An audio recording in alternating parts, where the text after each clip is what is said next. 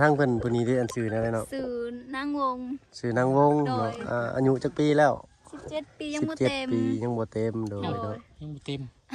ยังบ่ฮอดวันเกิดยังบ่เต็มมาสินะคนแบบก็เจ้าห้องแบบ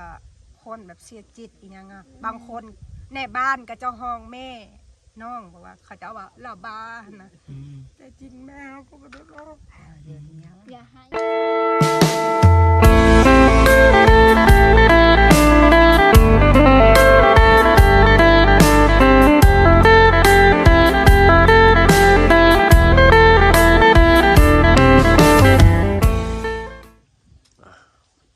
พี่น้องเนาะ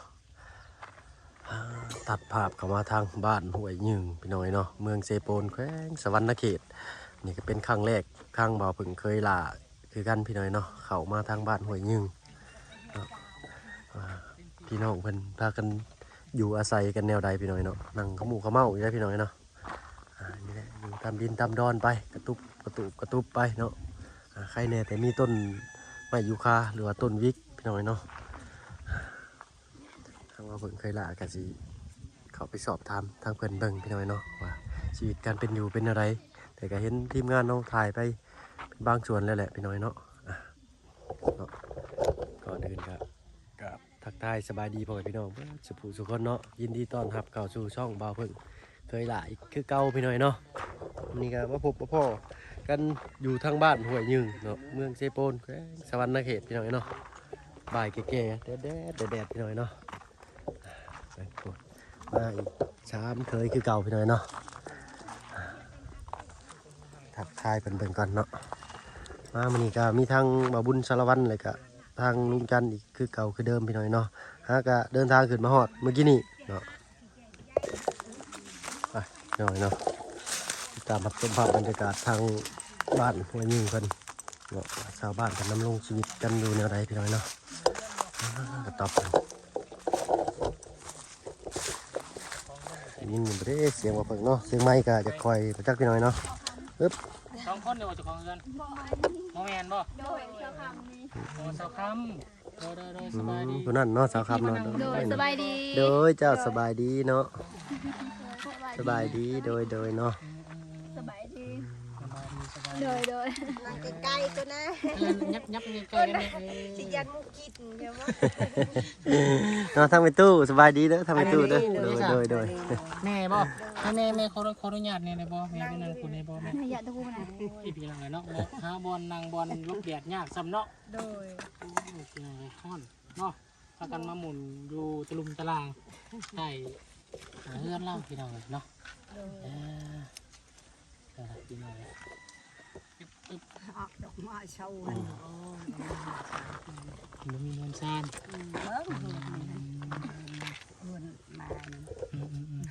อันนี้ปุ๊กไปโดนหรอบ่แม่ปกติปีกายนี้ปุ๊กติปีกายนี่ปีกเวทนี้ก่อนอื่นนะพี่น้องทั้งบบุญขออนุญาตแนะนำสื่อเนาะทางบุญสื่อว่าบบุญสาวันเด้อโดยขอบใจในทางเบาเคยล่าเนาะ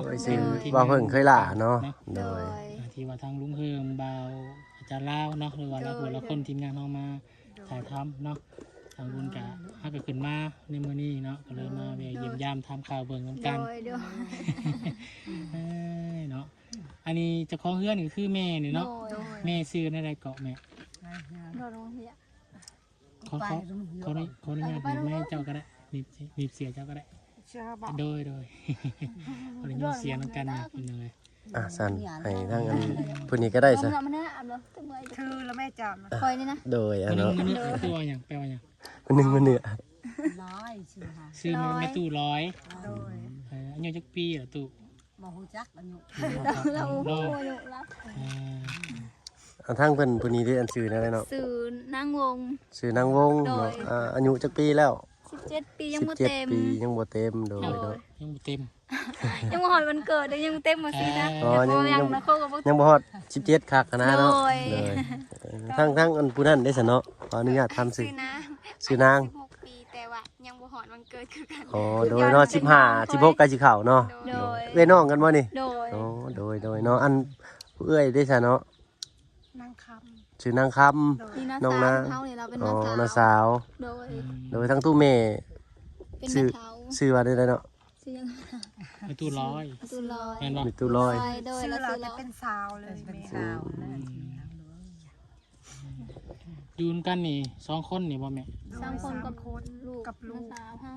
อ๋อ ลูกเราไปห้องเรียน ลูกไปโรงเรียน โดย แล้วเขาอนุญาตทั้งผัวอยู่ได้ซะ กลัวปลากันแล้ว ทางกัน อ๋อขอโทษขออภัยพี่น้องเนาะที่ถามเนาะปลากันแล้วเนาะ โดย อืมปลากันแต่โดนน่ะบ่ 4 ปีแล้ว อ๋อ4 ปี ไป แล้ว ลูกยังน้อยกันเลย ถือว่าขาดเสาหลักหัวหน้าครอบครัวเนาะ โดย อืมจักปีอะลูกเจ้าน่ะ 9 ปีเนาะใช่ 8 ปีบ่ โดย 8 ปี9 ปีประมาณนั้นเนาะ โดย ไปเฮียนอยู่ไสน่ะ ในบ้านเนี่ยอยู่พุ่นอยู่เทิง อืมนี่ลูกผู้เดียวเนาะ โดย อืมโอ้ยเนาะพี่น้องเลยกลับมาพบกับพ่อทางครอบครัวที่เป็นในห่างนั่งหมายอีกแล้วเนาะ โดย อ่าเป็นหยังคือปลาคือยากันคอยงาดเด้อ ปลาแบบกลัวแบบมักลิดนั่นนะ อืม กลัวแบบติดยาอย่างนั้นกันเลยปลา เปลี่ยนมักพามา โด เพราะว่าย เอาเบิ่งครอบครัวเนาะ โดย คือว่าได้พี่น้องถ้าว่าผู้ใดเข้าไปในตัวนี้ก็ลำบากแน่เนาะ โดย หรือว่าเป็นภัยของสังคมก็ว่าได้พี่น้องเนาะ โดย อืมแล้วบัดนี้พากันดำเนินทางด้านครอบครัวในใดแน่บ่ได้เนาะแบบว่าดำรงชีวิตอะนะเฮ็ดค้าขายหรือว่าเฮ็ดหยังปลูก แต่แรกหันมาแต่เรือนพัวแล้วก็เลี้ยงลูกก็แบบยามนั้นเนาะมันมีแบบหน่อไม้อิหยังก็ไปขายแล้วเลี้ยงแม่กับลูก น้อย พัวกับแบบบ่ได้สนใจอิหยังคณะปลากันแล้วกับบ่มีอิหยังโอนมาให้แต่เงินหยังเราก็บ่ได้เลี้ยงซอยมีแต่น้องเลี้ยงเองลู อื ก ม อืม แต่ยังน้อย อืม แล้วบานนี้นั้นบัดบ่ไหวแบบเอื้อนอ้ายก็มีเอื้อนเอื้อแต่ว่าอ้ายก็ลูกอ้าย เราลา ลูกอ้ายเมียอ้ายก็สิเลี้ยงน้องก็บ่กุ้มสิว่าเฮ็ดอะไรก็บ่กุ้มหันนาก็เลยแบบว่าอยู่ไปก่อนให้ลูกใหญ่แบบหน่อยนึงก็เลยแบบไปเฮ็ดเวียก อืม บ่กุ้มคือแบบบ่กุ้มมันน่ะ อืม เอ้ยน้องก็อยากเบิ่งอยู่เขาก็ได้แบบว่าครอบครัวเขาหั่นน่ะอ้าย น้อย ก็เลี้ยงน้องบ่กุ้มแบบก็เลี้ยงเองแบบกับไปหาเองนั่นตะกี้กับไปหาหน่อไม้เองหั่นน่ะผักหญ้าไปขายอยู่ตลาดย่างเอา น้อยน้อย มันก็มีรถใครได้ อืม แล้วก็เลี้ยงแม่กับลูก อืมอืมอืมอืม บ้านนี้เฮิงไปเฮ็ดแนวใดก็โอ้ยว่าอยู่กับจักสิหาแนวใดเนาะเฮาผู้หญิง น้อย บ่ได้บ่มีปัญญาหาแล้วก็เลยแบบตัดสินใจปาลูกให้แม่เลี้ยงไปลงไปสวรรค์ไปเฮ็ดงาน ไปงานอยู่สวรรค์ โดยก็อยากได้ก็มีเงินเดือนออกแล้วก็ฝากให้แม่กับลูก ซื้อข้าวกินแล้วก็ซื้อปลาแดกเป็นนัวหั่นน่ะเงินเดือนก็ล้านปลายกับบ่กุม ไปเฮ็ดเวียกหยังอยู่สวรรค์ ขายเครื่องกองบุตร อ๋ออยู่ตลาดบ่ โดย ตลาดสวรรค์น่ะเนาะ โดย อืม ตลาดสวรรค์ทรายเด้ ได้ ตอนนา ได้ ตลาดใหญ่ จะจะพูดเนาะอืม ไปอยู่ในหันปีปลายกำหาเดยวนี่เลย อืม ก่อนนั้นโอ้ยมานะ ล่าสุดเขาก็มาอยู่น้ำแม่นี่ป่ะ มา แต่ไปอยู่ฝุ่นปีปลายนี่มาอยู่น้ำแม่จักเมื่อไรจักเดือนเลย หาก็ ส มา องสามมือ เพราะ2 เสมอนี้ แต่เราว่าแต่วันพุธคุณเนาะชาวค โดย ำมันพุ อื ธ ม มันมีก่อนพุธแล้วได้ทิศนึงกี่ แสดงว่าตัดระยะที่ปี1 ปีที่ผ่านมานี่แม่เป็นคนเลี้ยงลูกท่า โด เนาะ ยน้องก็อยู่กับแม่ประมาณจักเดือนบ่ฮอด4-5 เดือนมาแต่เฮือนพัวก็อยู่น้ำลูกก่อนเฮิงไปแหละแบบนี้แบบบกกุ้มหนนาก็เลยแบบป้าซะว่ะจากแต่ลูกให้แม่เบิ่งไปหาเงิน จำเป็นต้องจาก โด ไป ย เนาะเพราะว่า โดย มันสิบกุ้มง่าย โด ๆซะ ย เนาะ เพราะว่าเฮาเป็นผู้หญิงหั่นน่ะอายเฮาบ่มีแบบจักสิหาเนี่ยได้อยู่บ้านก็ได้ ไปตลาดกันย่างเอา อืมอืม ย่างขี้เขือตะกี้มีเหือเดี๋ยวนี้มันมีครัวแล้วเด้ไปเฮาก็ย่างก็สบายแน่น้อยหนึง ครัวที่เขาขามมาเนาะ โดย แต่ก่อนขี่เรือขามเนาะ โดย วันนี้เนี่ยย่างไปบาดเนี่ยเนาะบ่มีรถพี่น้อง โดย พวกไกลเติบนะเขามาเมื่อกี้กันเนาะ ใช่และทางกับบางอย่างหนึ่ง ทางกันย่างๆอยู่พี่น้อง ย่ำฝนให้จะบ่ลำบากบ่ ลำบากแหละ ไปแบบนี้แล้วเนาะ แบกเอาและเกิบกันเลยยางตีนเปล่าแล้วออกไปเมืองกันนะ น้อย ใกล้เลยพี่น้องเนาะทางเขามานี่แบบคดเขี้ยวแล้วก็สูงชันแน่ โดย ถ้ารถจักรหน้าฝนนี่คือสิเดินทางลำบากอยู่เนาะรถใหญ่คือกันพี่น้อยเนาะ ปัดปลุกเคลื่อนนี่พอได้จะปลุกไข่นะ อีแม่ แม่นี่ เขาเฮ็ดเองเนาะ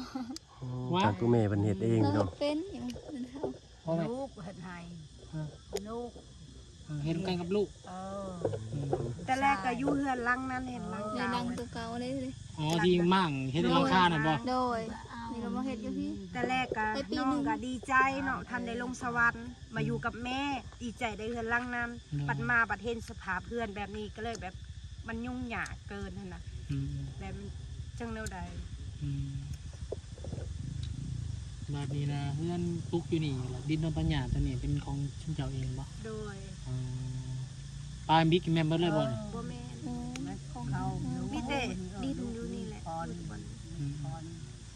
อัน ก นี้ ว้าง ของ สำไหน อ้า นะ ย สำนี้บ่ แม่นมาแล้วออกนี่ลงไปหากับตัวนี้ เฮานี่ แค่นี้แต่มีดินของตัวเองเนาะ โดยน้องก็บ่มีหยังแล้วเพราะว่าฮีดแบบเล่าเทิกเนาะ เจ้าจ้า มาเอาพัวคันว่าผู้ชายในฮีดเล่าเทิงน่ะเอาเมียมาเลี้ยงพ่อเลี้ยงแม่ เนาะ มันต้องได้ของแม่ของพ่อ อ๋อ มูลแม่ แต่ว่า คันผู้หญิงนี่เอาแล้วกับเมื่อเฮือนผัวบ่ได้ ต้องเฮามีกับมีอยู่เฮือนผัวผัว คือตัวอย่างเจ้าสิมีขออนุญาตผัวเนาะต้องไปอยู่น้ำผัวได้เจ้ากันเนาะ โดย บัดนี้ไผจะสิเลี้ยงแม่ของมี ตะกี้แม่ไปอยู่นํพ่อเฒ่าอยู่พุ่น อืม อยู่น้ำน้องเพิ่น ล่าน่ะอยู่กับแม่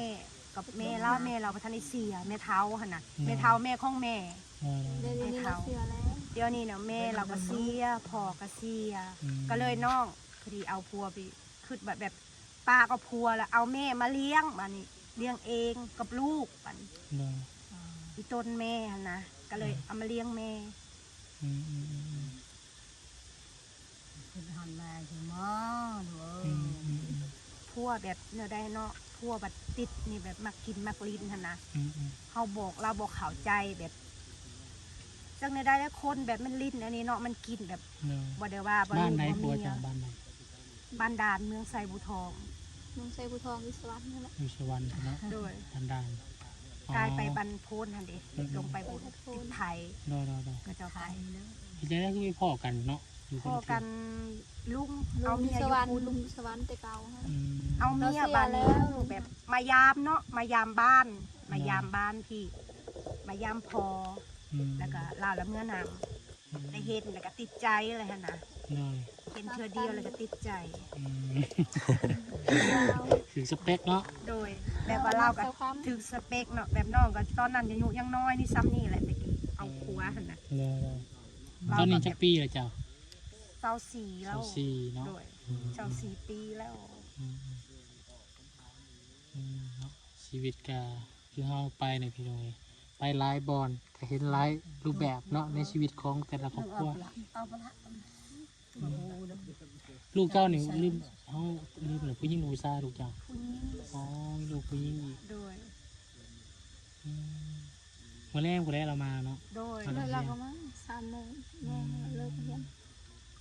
โรง วัน เรียน นี้ เพิ่น ทั้งนี่เป็นน้องบ่ เป็นร้าน หลาน ร้านลูกอายนี่ก็ร้านลูกเอื้อย หลานลูกอ้ายหลานลูกเอื้อย โดย อืม เขาเป็นลูก ชื่อยังอีหล่าเจ้า ซื้อนาง น้องนาง โดย อืมแล้วผู้นี้ได้จ้ะ ซื้อวง ชื่อน้องวง โดย อายุ16 ปี ผู้นี้ใกล้สิเข้า17ผู้นั้นใกล้สิเข้า16 ยังบ่เต็ม ปีห แล้ว นึ่ วะ งโดยยังมาเต็มมาตอง เนาะ ลืมกันปีหนึ่งเนาะ อ่ะพี่น้องกันเนาะว่ากันไปก็มาเล่นน้ำกันเนาะมาให้กำลังใจกันพี่น้องเนาะ โดย อยู่แต่ละมื้อก็มีแต่บ่ได้ไปใช้เราอยู่ในบ้านแล้วเนาะ โดยมันยังมีเด้ อืม แล้วก็ทางหายามหน้าก็ไปหา มีแบบคันมีแต่อายเข้ามานี่แหละตะกี้ไปหานี่ อื แหละ ม ไปหากินนี่แล้ว กินเนี่ย หาหน่อไม้เนาะต่อออก อาย สิบ่ มาได้หลายเด้ โดย น้องก็แต่มาแต่สวรรค์บ่ได้ไปไสเลยบอกว่า เพราะว่า ชิ อาม ย ง่าย เพิ่น มาม าก มาบักหลายแบบเรามาอยู่ตลอดหั่นน่ะคุ้มมือน้องบ่ได้ไปไสอยู่นี่แหละแบบบางเทื่อแบบน้องไปแบบบ่เห็นเด้คันอายมาแบบบ่เห็นน้องแบบไปได้อบัดนี้บ่ได้อยู่เฮือนอายไป หากินนี่แหละ คือยามนี่ไปหากินยังยาม แบบว่าไปซ่อนไปหาหน่อไม้ยังหันน่ะมี ทำไมก็ไม่แน่งมันยังพัน มีแต่แนงหน่อไม้เนาะ จูดให้เนาะมัน เจอคน กำลัง จูดให้แล้วก็กลางพง คันว่าเขาจุดให้เขาก็ไปฮื้อให้ อืม อันนี้แบบน้องก็ยังบ่มีหยังหั่นนะ อืม ให้น้อง แบ ก็ บ บ่มี ให้เจ้าก็ยังบ่มี บ่มี อืม เพิ่นมาแต่สวรรค์เด้อเพิ่นเฮ็ดให้ ต้องไปทางให้เองเนาะ เลย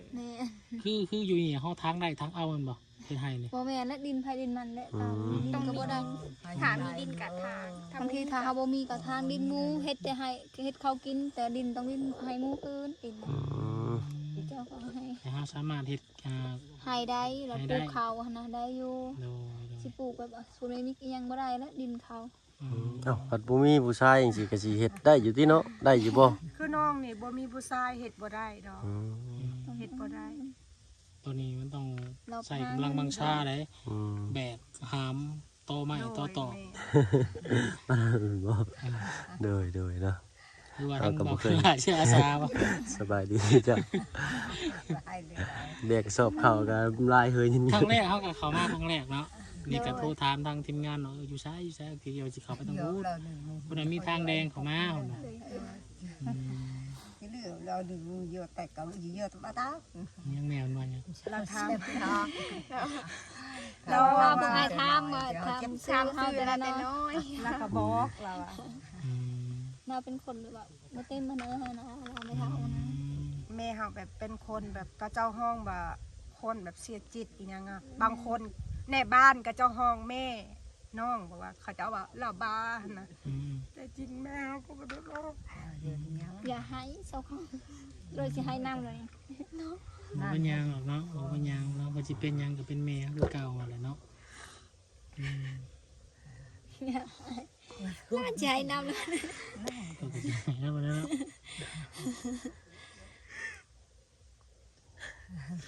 ก็ใช้สิว่าหยังก็ย่าเนาะก็เพิ่นเป็นแม่เฮาเนาะก็เข้มแข็งยึดติมันเนาะ ใส่นำเลย hai chơi nhau nhà nhau tôi cứ nhau có tiếng đó tôi ta hay theo mình nhau nhỉ theo cho đứa cho nhau อืม theo chỉ là cái gì theo บ้าแบบแม่เขาเนาะเจ้าจะไปทิมอยู่ใช่เขาก็เลี้ยงเอาหั่นนะ อืม อยากสิเลี้ยงแม่เลี้ยงลูกแม่เป็นคนผู้เดียว nhau nhẹ thì cứ đừng đó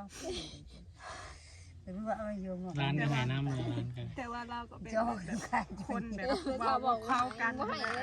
เขาเอิญแบบคนจิตจิต อืม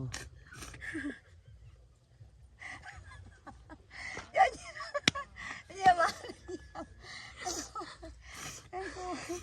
anh em tấn em tu đồ มันเลือดใจแบบมันเว่าออกมาแล้วมันตามใจขนาด อืมโดยเนาะ โดยแบบมันตามใจหั่นนะเขาก็เว้นมาจีบให้ เพิ่นเป็นแบบนี้แต่เพิ่นจะได้มาบ่ แต่ได้มา แต่ ตั้งแต่ เราเพิ่นเป็นแบบนี้ก็ต้องแยกกันนะเพราะเราอันนั้น อืม คนที่แยกกันเนาะ อืม ตะกี้เราก็อยู่กับแม่เราแต่แม่เราก็เสีย น้อง xí mà học xí rồi อืม มาอยู่กับลูกลูกก็เลยเป็นแม่หางแม่ก็เลยเป็นแม่หางนะวาสนาของน้องจะเป็นเดียวได้ว่าอยากได้แบบหมูหั่นนะ อืมได้เนาะ anh em ăn được nè สู้ๆแล้วเนาะน้องสาวค โดย ำเพิ่นใช้ได้ว่าจังได้กับเพิ่นก็ยังเป็นแม่เฮาแล้วก็เลี้ยงไปเนาะ บ่ต้องไปสน hôm คน nay ว่า nhà nó bị ổn là rồi mà bao nhiêu chú đông nhà và gần nhà không เมื่อน่ะเห็นเช้านางบอกอาบน้ำอยู่ใช้จังมื้อน่ะไปหาบน้ำอยู่ซี่บ่ น้ำอยู่ห่วยน้ำหอน้ำยังเขาไปหามา เวลาเอาน้ำมาใส่ยังต้องไปอยู่หัวอยู่ซี่บ่ โมเมนต์น้ำเซ น้ำห่วย ห่วยโมเมนต์ห่วยคือกันจากน้ำมันยังมันเป็นบึ้ง được ๆมัน được em cứ bị จั chắc กยังอยู่ซาลาวเขาเนาะเขาก็บอกเข้าใจเขาเลยไปแล้วเขาใส่โถหันนะเนาะ อืม มีน้ำนอง เป็นน้องๆแบบนั้นแหละ น้องก็ แต่ว่ามันออกในขี้ดินเนี่ยนะน้ำนะ น้ำบาดาลบ่ แม่ คำบ่ น้ำคำน้ำที่เพิ่น แม่น้ำคำ น้ำคำบ่ แม่น้ำคำออก โด โด ย น ระบบเนี่ยค่ะ มันไม่ได้บอกเลยมันเป็นแบบนี้น้ำนะทั้งยามฮ้อนนี่เนาะมันก็เย็นได้ อืม พันยามหนาวมันพันฮ้อนน่ะน้ำนะ โดยเนาะ แม่มัน อืม อุ่นๆนะ คือว่าเขามาก็ได้ความรู้เนาะทางด้านประสบการณ์ในหมู่บ้าน หมู่บ้านยังก็ ปันผู้ยืน บ้านห้วย บ้าน ยื ห้วย น ยื โด น ย เพื่อนซ่า ชื่อว่า เบิ่งตาม เด้อ ตามเฮ็ดนี่แหละ นาย เพื่อน หายเฮือดแน่ดู มันแบบมันตามใจ น่าได้บ่เป็นเฮ็ดได้เป็นเฮือดเอาหยัง หน่อย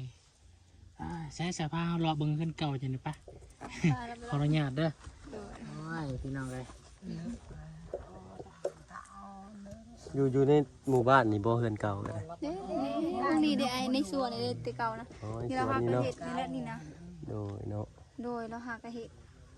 โชว์คำเคยก็ไปเห็ดอยู่สวรรค์เนาะเห็ดน้ำกันนี่แหละ พระเจ้าได้นั่นน้อง2คนบ่ได้ไปเฮ็ดเวียกใช่ป่ะซะ เห็ดอยู่สวรรค์น้ำเช้าคำเลยไปน้ำกัน3 คน หากกลับมาช่วงสงกรานต์นี่บ่ โดยมายามบ้าน อืมหากแล้วสงกรานต์ก็สิไปอีกเนาะ โดยพังมังกรลังโครงการนี่แหละ โดย ยัง ไปอยู่แถวอันห้านใกล้ๆเพิ่นเลยบ่อยู่ตลาดสวรรค์ไซนี่ พออยู่ลักซี2 คนละอยู่ตอนหน้า ตนาตลาด แต่เก่าเขาก็อยู่ตอนหน้าตลาดซ้อนใช้กันขายหานกองบุญกันเนาะโดยหานเจซุงพุ่นเขาอยู่หา เอา น เดี๋ยวนี้น้องลาพากันเฮ็ดเวียกนี่ซะอยู่หั่น ฮะขายกองบุญ ขายของบุญเนาะ โดยตอนแรกเขาก็ขายกองบุญเนื้อแต่ว่ามันเรียกมันล่ายแห้งมันตอนนั้นนะคอยก็เลยย้ายแบบเห็นเรียกไม่บ้านตอนนั้นคอยเนาะ น้องวงกับน้องนางเนาะ โด โด ย ยอายุ16ก็คนหนึงสิเข้า16คนหนึงสิเข้า17พี่น้อยเนาะ โดย ได้ขอขอบมุกขอบใจทั้งน้องเพิ่นหลายๆเนาะ โด โด ย ยสบายดีเนาะอันรอบหน้าสิเข้ามาใหม่อันไอ้ายเข้าใหม่ในน้องละโด โด ย ย ขอบใจเจ้า โดย สบายดีโดยเนาะ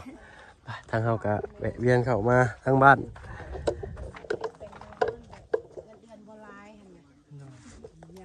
บ้านห้วยยืงพี่น้อยเนาะอันนี้ก็จะเป็นทางเฮือนไม่ใช่เพิ่นมันจะเป็นเฮือนหลังเก่าพี่น้อยเนาะ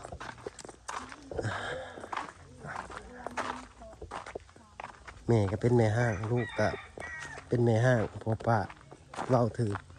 ขอเพนโลดว่าให้พี่น้อยเนาะก็เห็นมุกเป็นใจเพิ่นอยู่เนาะทางเฮาก็จักสิซอยว่าได้เฮาก็จะเป็นกำลังใจให้พี่น้อยเนาะอันนี้สิเป็นบ้านหลังเก่าเพิ่นพี่น้อยเนาะเพิ่นมั่างไปแล้วมีหัวอ้อมไว้เบิดเนาะอันสิเป็นสวนเพิ่นน้ำในนี่เพิ่นไปหาบอยู่เซ่พี่น้อยเนาะมีโอกาสก็อยากพาพี่พาน้องไปเลาะไปชมเบิ่งอยู่พี่น้อยเนาะบรรยากาศห้วยห้องคลองบึ้งนี่เย็นได้พี่น้อยเนาะยามนี้อากาศร้อนช่ำพี่น้อยเนาะ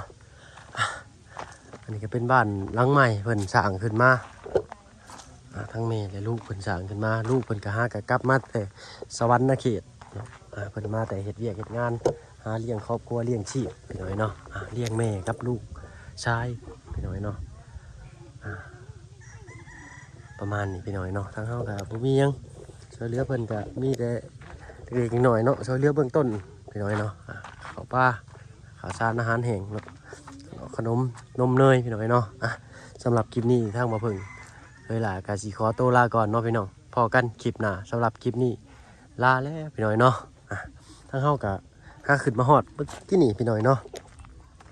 ไปสำหรับคลิปนี้ลาแล้วพี่น้อยเนาะเอาเป็นว่าสบายดี